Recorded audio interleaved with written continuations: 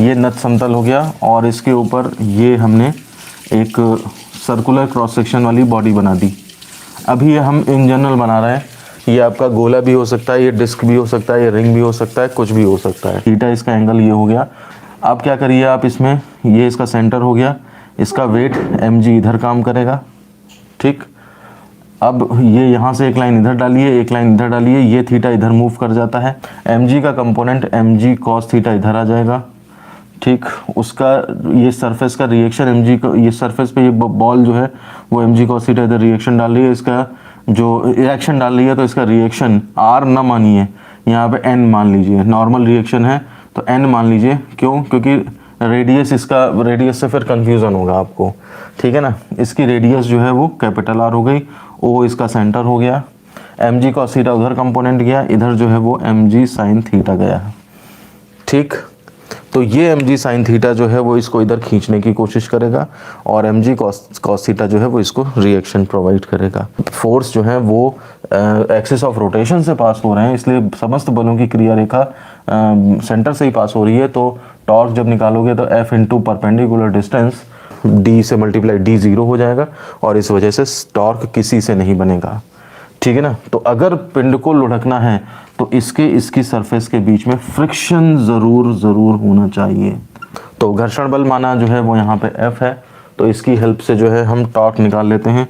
अतः पिंड पर बल आघूर्ण कितना बनेगा, तो आप देखिए बल आघूर्ण is equal to torque is equal to कितना बनेगा, जा करके फोर्स इंटू परपेंडिकुलर डिस्टेंस होता है, तो फ्रिक्शन F हो गया, परपेंडिकुलर डिस्टेंस R हो गई, ठीक है ना। तो ये torque is equal to FR, ये आपकी इक्वेशन नंबर फर्स्ट बन जाती है।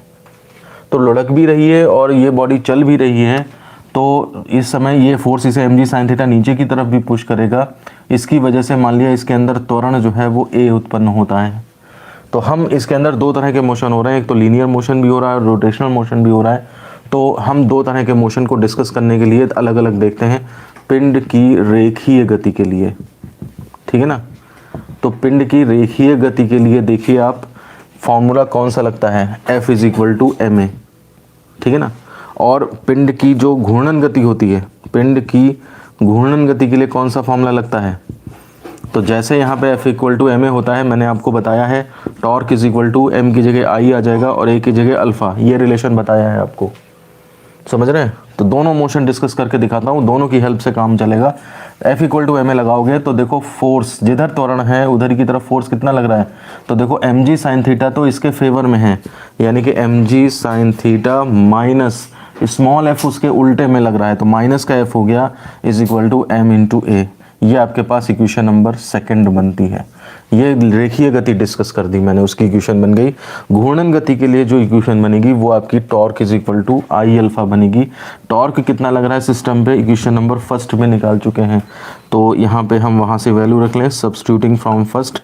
तो टॉर्क की वैल्यू हमने F इंटू आर रख ली is equal to I alpha, ये हमारे पास आ गया है, ठीक है ना। तो ये टॉर्क की वैल्यू मैंने यहाँ पुट कर दी, तो ये खत्म हो गया हमारे पास। एक हमारे पास फॉर्मूला होता है रेखीय गति, देखिए इसमें a है इसमें अल्फा है, तो जाहिर सी बात है मोशन डिस्कस करना है, मतलब मुझे त्वरण निकालना है, तो इसलिए a निकालना है, तो अल्फा को a में कन्वर्ट करो, तो a equal to R alpha मालूम है हमें। r यहाँ पे त्रिज्या कितनी है, कैपिटल R त्रिज्या है, तो a is equal to capital R into alpha, यहाँ से अल्फा की वैल्यू रख दो, तो F into R is equal to I into alpha की वैल्यू a अपॉन R आ जाएगी, समझ रहे हैं। यहाँ से आप F की वैल्यू निकाल लें और वो वहाँ पे पुट कर देंगे, तो F इज इक्वल टू यहाँ पे आई ए बाई आर स्क्वायर, ये चीज़ बनती है जा करके। इसको इक्वेशन नंबर थर्ड मान लीजिए। और अब हम क्या करेंगे, सब्स्टिट्यूटिंग थर्ड इन सेकंड, तो सेकंड में जब F की वैल्यू ये डाल दोगे यहाँ पे, तो यहाँ से आपको जो है वो मिल जाएगा क्या, एक्सेलरेशन की वैल्यू मिल जाएगी यहाँ पे।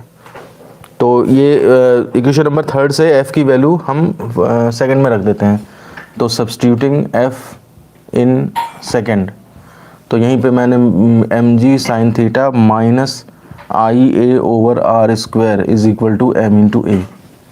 अब मुझे क्या चाहिए, एक्सेलरेशन चाहिए, ठीक, तो इसको एक तरफ ले जाओ, तो ये हो जाएगा mg sin theta is equal to M A plus I A by R square, ठीक है ना। इसमें से क्या करो, m कॉमन ले लो, ठीक है ना। तो m कॉमन ले लो क्योंकि वो m कट जाएगा फिर, हालांकि यहाँ नहीं मिल रहा है लेकिन ज़बरदस्ती कॉमन ले लो। तो m इंटू ए कॉमन ले लिया तो ये 1 प्लस, और यहाँ पे i अपॉन m से डिवाइड कर देना पड़ेगा mr स्क्वायर, और यहाँ पे mg साइन थीटा, m से m कैंसिल हो गया तो a इक्वल टू हो जाएगा, इसको मैं नीचे से मिटा देता हूँ, इसकी ज़रूरत पड़ेगी अभी, है ना, ध्यान रखना इसकी ज़रूरत पड़ेगी, f equal to I A upon R square. तो इसको इक्वेशन नंबर 3 को मैं वहाँ पहुँचा देता हूँ थोड़ी, चलो बाद में देख लेंगे। तो a इक्वल टू जो है वो आपका कितना आ जाएगा, g sine theta over 1 plus I by M R square. ये जो है आपका फॉर्मूला बनता है जो कि आपको हमेशा ध्यान रखना है। अब इसकी वैल्यू अगर आप इक्वेशन नंबर 3 में रख दें, substituting a in equation number 3, तो 3 जो थी उसमें फ्रिक्शन निकाला था हमने, f equal to I A over R square, ये वाली वैल्यू थी, याद करिए, आपने लिखा होगा, मेरा तो मिट गया, ठीक है। तो इसमें आप जब a की वैल्यू ये डाल देंगे तो आई बाई आर स्क्वायर, और यहाँ पर कितना आ जाएगा, a की value g sine theta over 1 plus I by M R square, ठीक है ना। ये आपके पास जो है वो इतना आ जाएगा, ये जो है f इज इक्वल टू इतना आ जाएगा। ये आपका घर्षण बल का फॉर्मूला होता है। घर्षण बल का formula mu is F equal to mu R होता है। तो यहाँ पर आर जो है वो प्रतिक्रिया बल होता था, वो ध्यान रखिए, प्रतिक्रिया बल यहाँ पे एन से शो कर रखा है, तो F is equal to mu N, ये फॉर्मूला आएगा। समझ रहे बात को।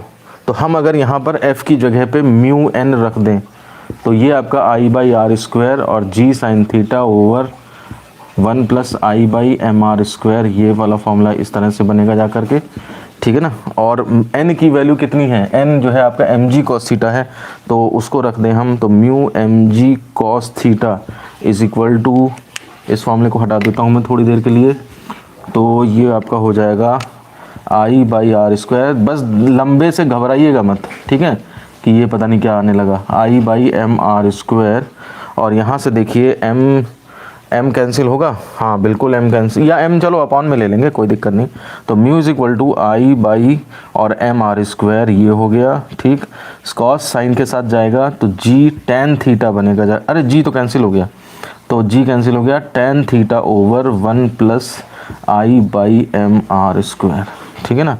तो ये घर्षण गुणांक हो जाता है इक्वेशन नंबर 6। देखिए इसी डेरिवेशन के साथ साथ एक चीज़ और पूछी जाती है, बिना फिसले लुढ़कने की शर्त। तो बिना फिसले लुढ़कने के लिए हमारे पास, हम ये ऐसे लिखेंगे कि इक्वेशन 5 व 6 में घर्षण बल व घर्षण गुणांक, ठीक है ना, के न्यूनतम मान दिए हुए हैं, न्यूनतम मान है, ठीक है ना। यदि पिंड बिना फिसले लुढ़कता है, तो अब घर्षण क्या होना चाहिए, जितनी यहाँ वैल्यू निकली है उससे बराबर हो या उससे ज़्यादा हो, समझ रहे हैं। इतना तो हो ही पक्का, इससे ज़्यादा होगा तब भी तो होगा। जैसे मान लिया आई बाई आर स्क्वायर और G sine theta upon 1 plus I by M R square, बस ये आपकी बिना फिसले लुढ़कने की शर्त हो जाती है। ऐसे ही उसके लिए घर्षण गुणांक क्या होना चाहिए, और म्यू आपका किससे, इतना तो हो ही, आई बाई इतना, और या फिर उससे बड़ा हो ले, यानी कि I by M R square tan theta upon 1 plus I by M R square, समझ रहे हैं आप।